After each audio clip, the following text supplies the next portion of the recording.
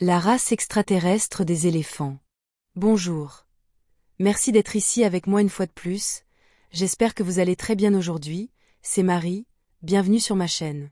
Ces informations peuvent être considérées comme de la science-fiction ou comme le spectateur les voit le mieux et je les publie uniquement à des fins de divertissement. Cependant, je prends mes informations très au sérieux, et pour ceux qui ont des yeux pour voir. J'écris ceci en anglais le matin du 17 août 2025. J'ai connu l'existence de la race extraterrestre des éléphants pendant presque toute ma vie, pourtant je ne m'étais jamais donné la peine de bien les rechercher jusqu'à maintenant, quand j'ai ressenti que c'était le bon moment d'en parler. Il y a une forte tendance sur Terre, et surtout dans la communauté de recherche extraterrestre, à penser en termes de polarité et non de manière inclusive. Si une chose est quelque chose, alors cela ne peut pas être quelque chose d'autre. En termes d'extraterrestres et de leur communauté de recherche, leur origine est soit interdimensionnelle, soit extraterrestre, ils n'envisagent presque jamais, voire jamais, la possibilité qu'ils pourraient parfois être les deux. Certains peuvent être uniquement interdimensionnels, et d'autres peuvent être extraterrestres mais pas interdimensionnels, car ils seraient dans le même royaume existentiel que les humains sur Terre. Bien sûr, nous devrions définir ce que c'est d'être interdimensionnel pour ces chercheurs, car je ne comprends honnêtement pas toute leur définition, car je ne vois pas les dimensions comme eux, je ne vois qu'une seule masse existentielle vibratoire, seulement subdivisée par différents niveaux de conscience qui définissent la hauteur et l'étendue de la perception que tout individu peut avoir, peu importe où il peut être. L'étendue de la perception que chaque individu possède est la réalité qu'il peut percevoir, son monde, sa compréhension de la cosmologie, etc., qui dépendent tous du niveau de conscience qu'il a réussi à développer. Et ce niveau de conscience et de perception est ce qui définit un royaume existentiel, ce que je crois être ce que ces chercheurs voient comme une dimension différente. Pour moi, une dimension est un royaume physique qui dérive d'une densité, définie par la fréquence et la vibration des pensées, des sentiments et des émotions de ceux qui la génèrent et l'expérimentent comme leur réalité, qui, en tant qu'illusion, semble être en dehors d'eux. Mais je m'égare. C'est ici que nous venons étudier la série de races hautement interdimensionnelles, étant donné que certaines d'entre elles le sont entièrement, car elles résident uniquement dans ce que nous pourrions appeler les royaumes astraux, et d'autres semblent avoir un pied dans ce que nous appelons le monde matériel, et un autre dans les royaumes éthériques, étant donné qu'elles peuvent se manifester dans les deux à volonté. L'exemple le plus clair de l'une de ces races serait les Urma, car ils sont assez physiques, pourtant ils sont également maîtres de l'astral. Puis nous venons au sujet de cette vidéo, la race stellaire des éléphants, qui est appelée éléphantie, mais ce mot est la meilleure traduction que je puisse trouver, car le nom sous lequel ils sont connus, tel qu'enregistré dans les archives de la Fédération Galactique, est long et assez imprononçable, Ephalanthera exignateres. Cette race stellaire est principalement astrale, comme vu de notre point de vue, en se rappelant que tout est astral, et qu'ils vivent dans ce qu'ils expérimentent comme leur royaume matériel particulier, mais qu'il y a d'autres lois naturelles comme leur royaume existentiel, ou densité, qui est beaucoup plus élevé que la nôtre. Nous sommes dans leur astral, comme cela arrive souvent dans ces cas, étant donné que le royaume matériel d'une espèce ou d'une autre n'est que la portée de perception et de compréhension qu'ils ont en tant qu'individus et en tant que collectif. Les éléphantis ne sont pas membres de la Fédération Galactique, car ils ne voient pas et ne comprennent pas la réalité comme le font les membres d'une telle organisation, simplement parce que leurs concepts existentiels et leurs règles sont si différents. Leurs accords de perception ne sont pas les mêmes. Les éléphantis sont des êtres de dimension supérieure qui résident dans ce que nous appelons des royaumes astraux, qui sont plus légers et où la pensée manifeste la réalité beaucoup plus rapidement. Autant que je sache, un seul chercheur sur Terre a rencontré des informations sur ces êtres, et les a classés comme venant de la 8e dimension, quoi que cela signifie. Comme vous le savez, je ne suis pas d'accord avec ces subdivisions hautement arbitraires de la réalité, et je ne suis pas non plus d'accord avec ce chercheur en général, donc je ne mentionnerai pas son nom. Les êtres de densité supérieure, selon leur vibration, ne comprennent pas le temps et l'espace comme nous, ils n'ont aucune signification. Ils n'ont pas besoin de jambes pour marcher, et de mains pour manipuler des objets solides, car tout ce dont ils ont besoin est de penser à ce qu'ils veulent et ont besoin dans leur existence. C'est le cas des éléphantis. Ils ont une forme congruente dans leur corps éthérique, ainsi que l'énergie qui, pour nous, les classe comme des éléphants de densité supérieure, qui résident principalement dans des royaumes astraux plus légers et plus doux. Je peux décrire leur royaume comme n'apparaissant qu'un tout petit peu dans ce que nous pouvons percevoir, étant donné qu'ils ne font parfois que toucher notre royaume existentiel, à peine assez pour que nous puissions voir qu'ils existent, et juste un peu plus, à peine assez pour comprendre plus ou moins leur structure sociale, s'ils en ont une. mais désolé de le dire, il y a encore beaucoup de choses que nous ignorons à leur sujet. Je veux dire, toutes les races stellaires avancées de la Fédération galactique ne savent presque rien à leur sujet.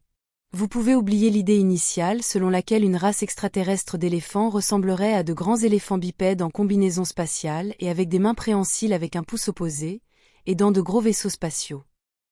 Ici je dois déclarer qu'il existe plusieurs autres races stellaires qui peuvent ressembler quelque peu à un éléphant, trompe et tout, mais qui ont une lignée génétique entièrement différente.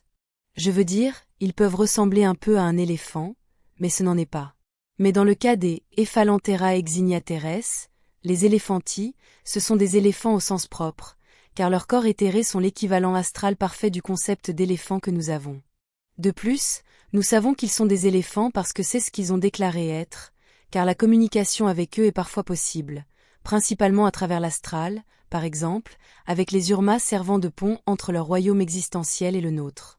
Bien que certaines communications technologiques aient également eu lieu, bien que ces événements soient rares, ce dernier type de communication rare avec eux se déroule sous la forme d'une série de sons étranges ressemblant à des trompettes, émettant un discours difficile à comprendre dans plusieurs langues, à travers des fréquences de muons, ce qui nous indique également qu'ils en savent beaucoup plus sur nous, que nous sur eux. Le contenu de l'une de leurs rares communications indique que nous, en tant que membres de la Fédération galactique, devrions accorder un traitement et une considération particuliers à tous les éléphants sous la forme des grands animaux que nous connaissons tous, et qui se trouvent sur plusieurs planètes, et pas seulement sur Terre.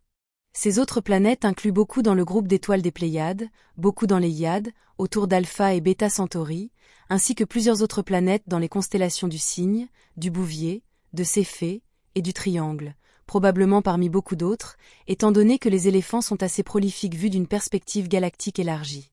Ils ont déclaré que nous devrions leur accorder une attention particulière parce que les éléphants sont leur manifestation directe dans notre royaume existentiel, et qu'ils détiennent une conscience avancée, un cadre philosophique, spirituel, éthique élaboré, supérieur à de nombreuses autres races stellaires, y compris celles avec des capacités interstellaires.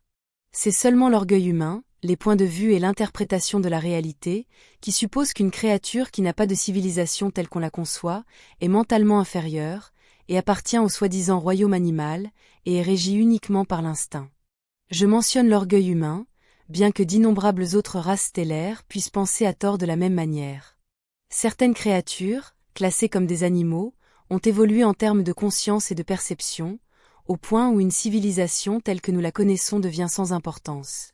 Elles ont transcendé le besoin de bâtiments, de transport et de hiérarchie sociale. Tout ce dont elles ont besoin, c'est de la pensée, et de ce qu'elles peuvent manifester avec elle et avec leurs vibrations. Elles n'ont pas besoin de parler non plus, pas comme nous le connaissons, car leur communication est complètement télépathique. Leur connexion les uns aux autres est bien plus grande que ce que nous connaissons de notre royaume existentiel. Elles transmettent des blocs entiers de quelque chose bien au-delà de l'information, contenant des concepts et des idées hautement avancées, l'essence même de leur âme, et le partagent les uns avec les autres, brouillant ainsi le concept de soi dans le processus. Les éléphantis sont les éléphants tels que nous les connaissons, car ce sont les âmes qui habitent leur grand corps noble. Ils ne sont pas seulement dans l'animal physique que nous connaissons, car ils résident également dans des royaumes supérieurs, simultanément, et au-delà de l'espace et du temps.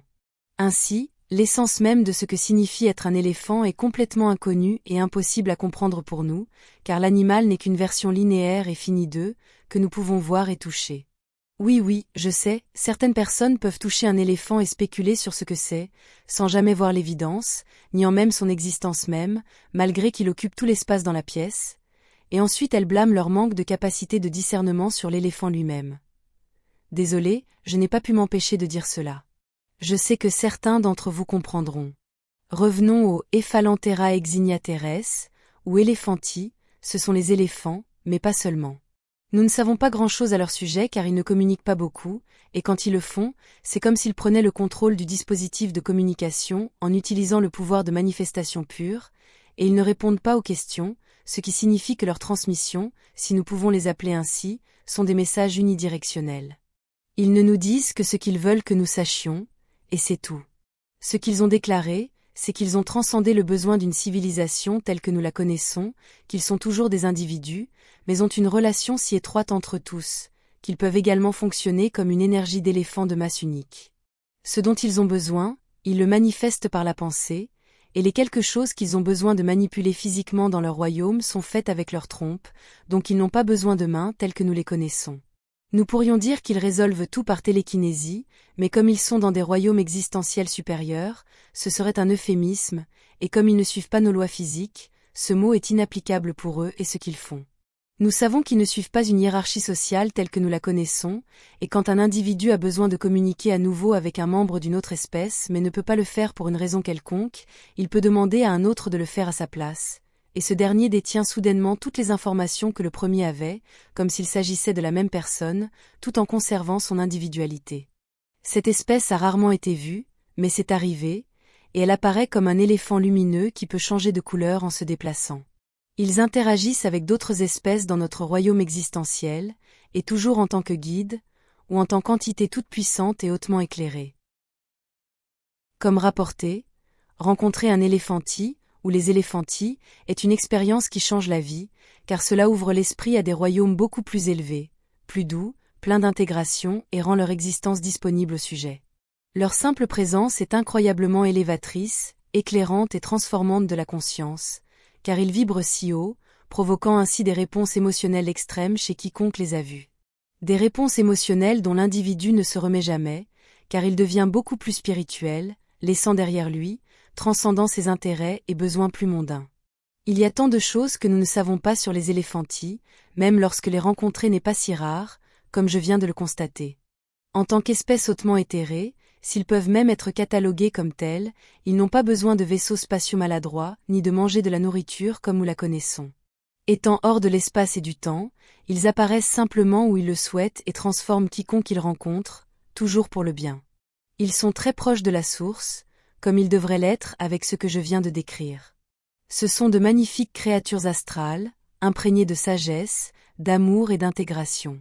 Et une dernière note à mes amis alfratans avant de partir. Voir un éléphant rose ne signifie pas que vous êtes en présence d'un éléphanti. Cela signifie seulement qu'il est temps d'arrêter l'alcool. Désolé, voir des éléphants roses ne compte pas. Ce sera tout pour aujourd'hui. Comme toujours. Merci d'avoir regardé ma vidéo, et d'avoir liké, partagé, et de vous être abonné pour davantage. Cela aide beaucoup cette chaîne à grandir. Et j'espère vous voir ici la prochaine fois. Avec beaucoup d'amour et de reconnaissance, votre amie, Marie, qui, il va sans dire, aime aussi les éléphants.